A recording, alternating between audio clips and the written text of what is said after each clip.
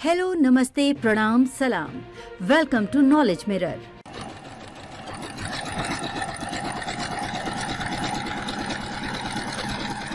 बिहार में मशीनों की ये आवाज लोगों को सुकून देने वाली है।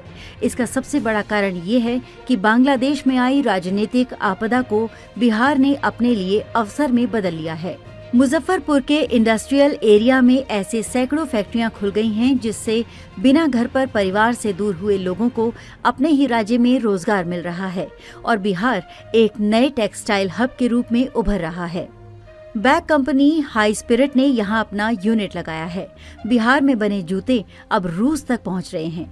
अपने दफ्तर में बैठकर मीटिंग कर रहे इस कंपनी के मालिक तुषार जैन मुंबई से अब अपना धंधा यहीं शिफ्ट कर लिया है। वो बताते हैं कि कोरोना के बाद जब हमारी बैग फैक्ट्री के बिहारी मजदूर लौटने में आनाकानी करने लगे, तो हमने तय किया कि क्यों न हम खुद मजदूरों के घर के पास चले जाएं। बिहार में हमने पहले एक छोटी फैक्ट्री शुरू की और यहाँ मुझे इतना अच्छा रिस्पांस मिला कि 2 साल में हमने अपना 80% कारोबार बिहार ट्रांसफर कर लिया।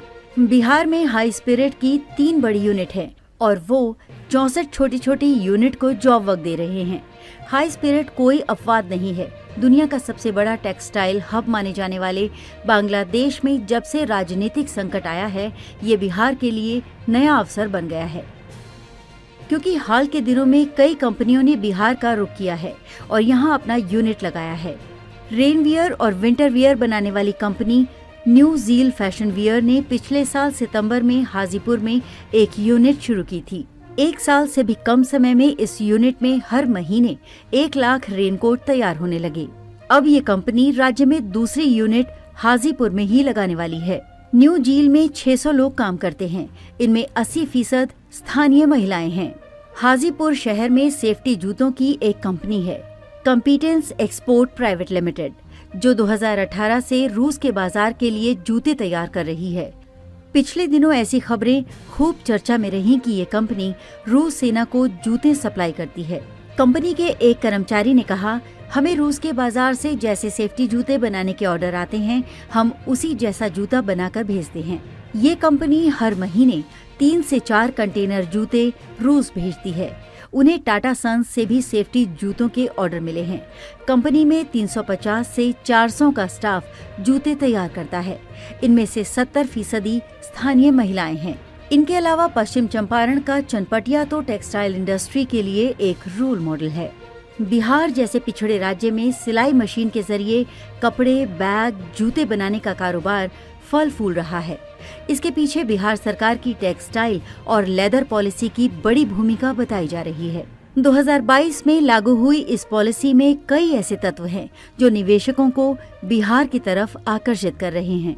न्यू ज़ील फैशन वियर के HR हेड नरेंद्र कुमार इससे सहमति जताते हैं। सब्सिडी मिलने की प्रक्रिया तेज है। सिंगल विंडो सिस्टम सही में काम करता है। प्रोसेस में देर नहीं लगती। दिसंबर 2023 में बिहार में आयोजित इन्वेस्टर मीट में भी टेक्सटाइल और लेदर कंपनियों ने बिहार में निवेश में दिलचस्पी ली थी।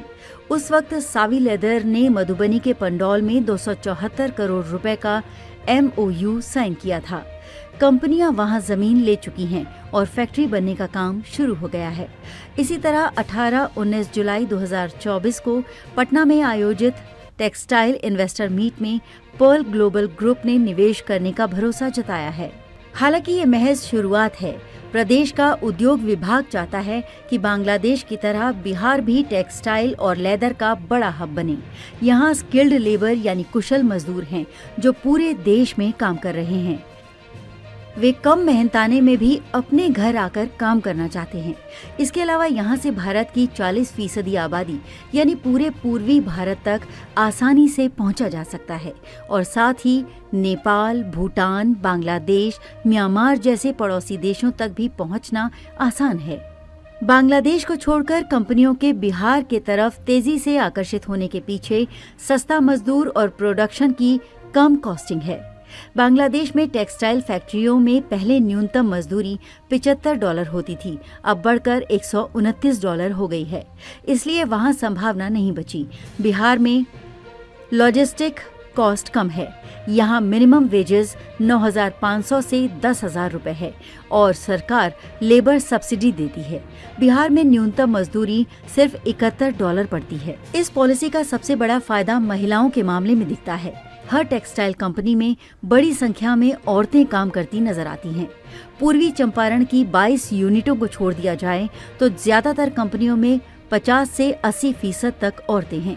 चूँकि सरकार स्टाफ की ट्रेनिंग और सैलरी पर सब्सिडी दे रही है, तो कंपनियों को अकुशल औरतों को रखने में दिक्कत नहीं होती। इसका फायदा ये हुआ है कि दूसरे राज्यों में काम करने वाले बिहार के टेक्सटाइल मजदूर अब अपने राज्य लौटने लगे हैं।